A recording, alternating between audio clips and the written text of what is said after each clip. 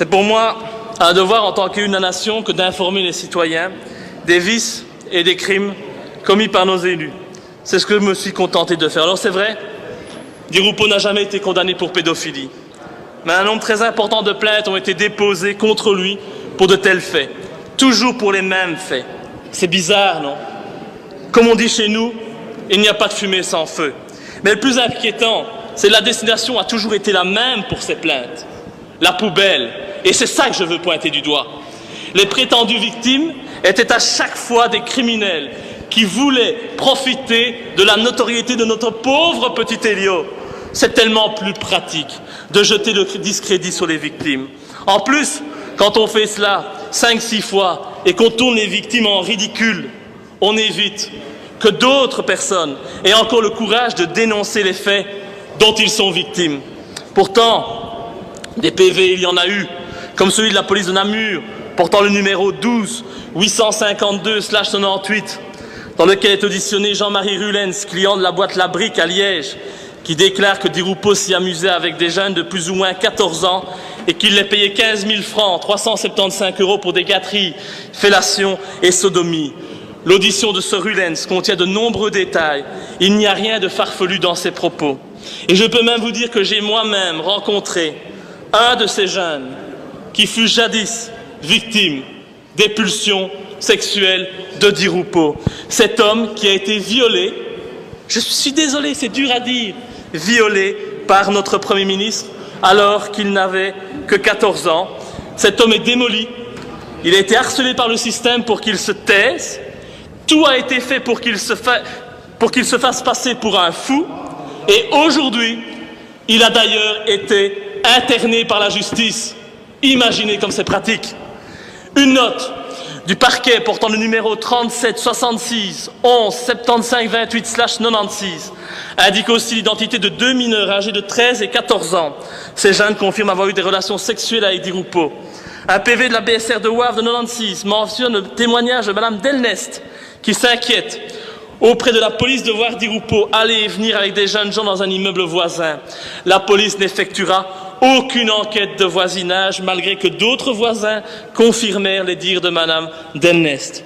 Un rapport de la Brigade nationale de gendarmerie du 9 octobre 96 insiste également sur les rapports spéciaux entre Di Rupo et de jeunes garçons. On y parle d'un jeune homme décrit comme le protégé de Di Rupo et qui a été retrouvé mort. Et les PV se poursuivent. Rapport de la BSR de Bruxelles, 3 décembre 96, qui relate des relations sexuelles entre Di Rupo et de jeunes garçons. Mais c'est clairement indiqué dans le PV.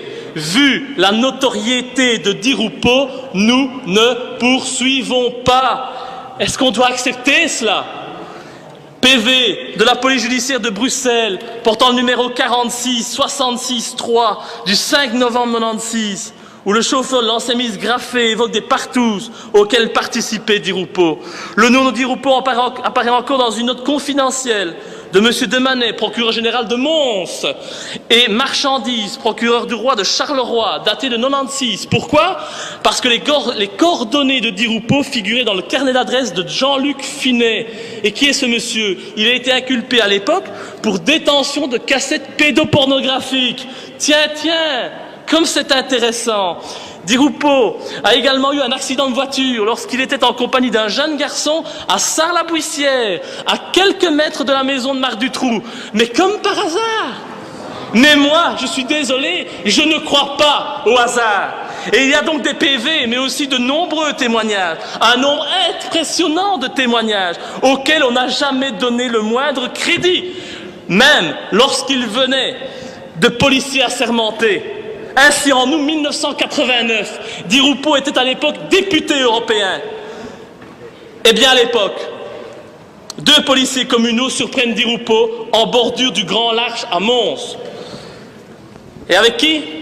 Avec un gamin de 12 ans et un gamin de 13 ans dans sa voiture. Les gamins avaient le bas du corps dénudé. Ce n'est pas moi qui le dis, ce sont 2 policiers communaux assermentés qui ont eu la volonté de témoigner, mais leur hiérarchie communale les en a dissuadés. C'est ça le pays dans lequel on veut vivre.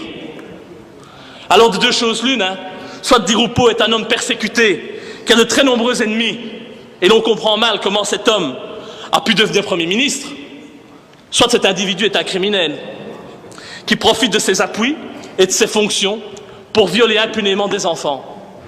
Ce n'est pas à moi d'en décider. Et des éléments probants que je vous ai communiqués, on ne peut qu'avoir des doutes sur la véritable personnalité de Di Rupo.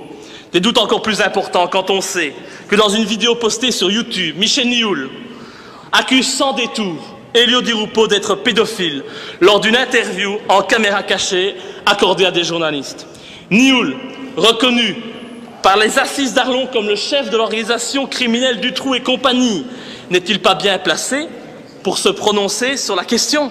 Alors certes, je sais que la justice ne condamnera jamais Elio Di Rupo. Cet homme est au-dessus des lois. Les preuves, il fera tout pour les faire disparaître. Les victimes, il fera tout pour les faire taire. Avec ses amis de la justice et des médias, et il fera tourner les victimes en ridicule, comme on tente en permanence de me faire tourner en ridicule. On a d'ailleurs tenté de faire la même chose avec moi, en m'imposant de me soumettre, après mon inculpation pour recel du dossier Dutroux, à une expertise psychiatrique. Avez-vous déjà vu quelqu'un inculpé pour recel devoir subir une expertise psychiatrique? Et voilà comment on fait passer les adversaires des pédophiles des réseaux pour des fous. C'est tellement pratique. Mais si l'on me poursuit pour avoir traité Di Rupo de pédophile, dites-moi pourquoi on ne poursuit pas Michel Nioul pour avoir dit exactement la même chose, et la vidéo est toujours en ligne aujourd'hui sur YouTube. En sait-il de trop? Je vous pose la question.